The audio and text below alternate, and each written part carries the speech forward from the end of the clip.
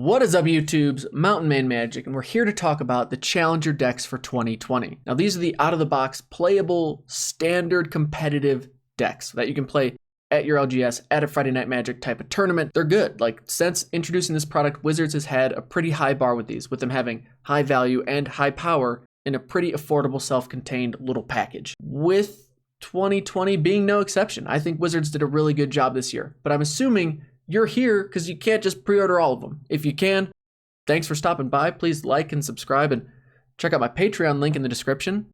But assuming you're just looking to add one or two of these to your collection, I'm going to go through the value in each, the playability and kind of fun factor that I see, as well as the longevity and which one I think would probably make the most sense for you depending on where you're at and what you want to do with them. So let's find out which one makes the most sense for you to pick up. Of course, if you have any questions, let me know down in the comments. But without further ado, let's get into it.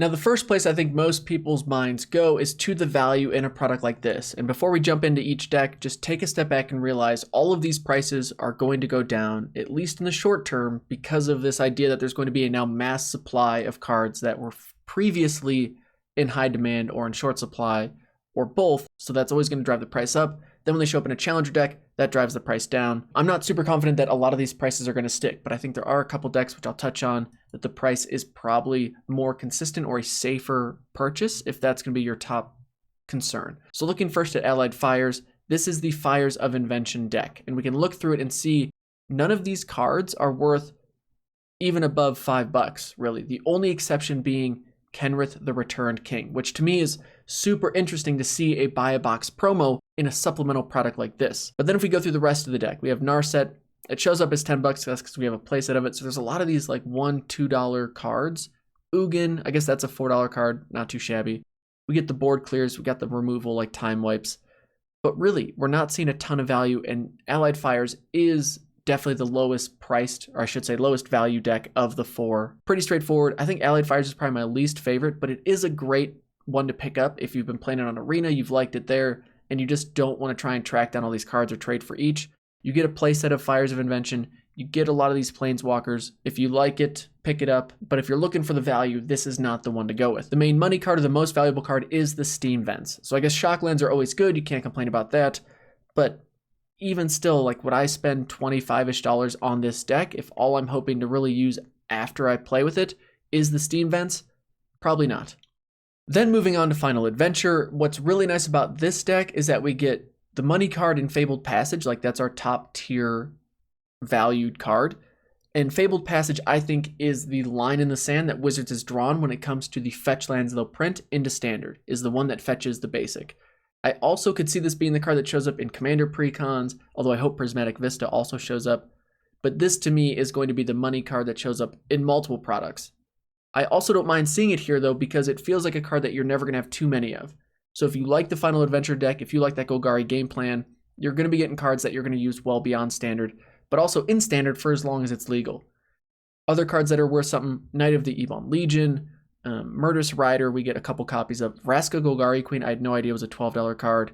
And then Castle Lochthwain is another land that's good that you're going to use beyond Standard. So this deck comes with some good value. Cards like Murderous Rider, I think, are seen play in Pioneer as well. So this one has a bit more playability outside of Standard. So I think this, if you're on the fence or indifferent, this I'm going to put above the Allied Fires deck. Moving on to Mono Red is Cavalcade Charge. This one has the highest value, but I want to put like an asterisk on that because all the money cards you're getting playsets of, except for Embercleave, which is spiking again because it's just been really strong and competitive, and it's a good card that you use outside of Standard as well. Embercleave is that money card, and it's pushing as the most valuable card in all of the decks. The next one will show its competitor. But my thought is this is the deck that's going to tank the most in value because a lot of these cards are only good in Standard, and we're getting play sets of them in the Challenger deck. Like Fervent Champion being over $1, I don't think that's going to hold. Bone Crusher Giant being $2.50 a piece, $3 a piece, I don't think that's going to hold. Torbrand, though, is pretty good. I think he's a strong card. I've used him in Commander decks. I just like him as in Jank Brews a lot as well. But again, I don't think he's going to go above $2 a piece. Same with Chandra, Light Up the Stage. all these cards I see ticking down a little bit, and probably this deck is going to land in the Allied Fire's value range. But this is also a really good pickup if you weren't playing during our revisit to Ravnica and you don't have the cards that are in this, like light up the stage. This can be a great Precon to pick up and get those cards added into your collection. And then moving on to the last one is Simic Flash, or Flash of Ferocity. And this one's pushing for the most expensive or most valuable deck, and that's because of Brazen Borrower, which right now is the most valuable card across the 4 decks. I like this one the most as well because you also get that copy of Fabled Passage. You're getting Castle Vantress, which is another land that is valuable and used in decks outside of Standard. And you're getting cards that, if you don't already have them in your collection, are going to be valuable, like Sinister Sabotage, Thassa's Intervention.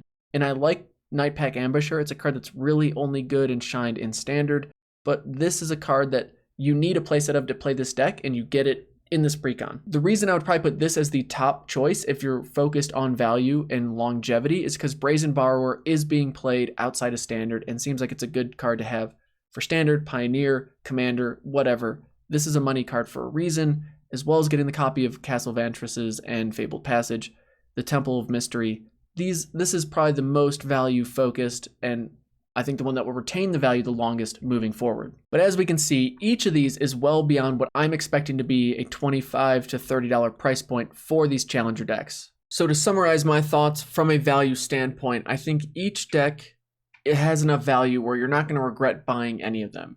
If you're only able to add 1 or 2 though, and you're most focused on the value, I think the Simic Flash of Ferocity deck is your best bet, with Final Adventure being the second best bet, Cavalcade of Calamity, and really Allied Fires I have tying for that 3rd spot.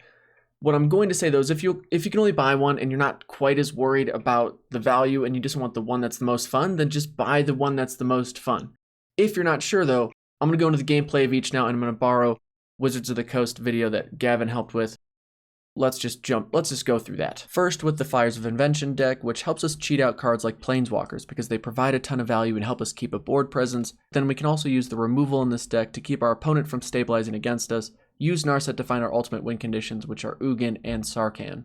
Next is the Final Adventure deck, which really focuses on synergy around the adventure mechanic we got in Throne of Eldraine. Starting with Edgewall Innkeeper, which is our perfect play to complement all of our high-value adventure cards like Lovestruck Beast and Murderous Rider. Murderous Rider is great because it doubles as removal as well as a great stabilizer against aggro. Then we have 4 copies of Lucky Clover to really get as much value as we can out of all the adventure cards we have in this deck. And then next up is Cavalcade Charge. It's mono red. The goal is to keep turning stuff sideways, never stop attacking, and find a way to get in for damage while also drawing cards. And then we get into my favorite, which is the Simic Flash. Brazen Borrower and Frilled Mystic really epitomize what this deck is trying to do, which is bounce and counter stuff. We have all the options we need to draw cards, and our win conditions are Nightpack Ambusher, a pumped up Brineborn Cutthroat, or poking in for some flying damage. So to end, I wouldn't blame anyone for buying any of these decks. I think Wizards did a good job putting enough value into each one, as well as making them powerful enough to be out-of-the-box competitive at your Friday Night Magic Standard event.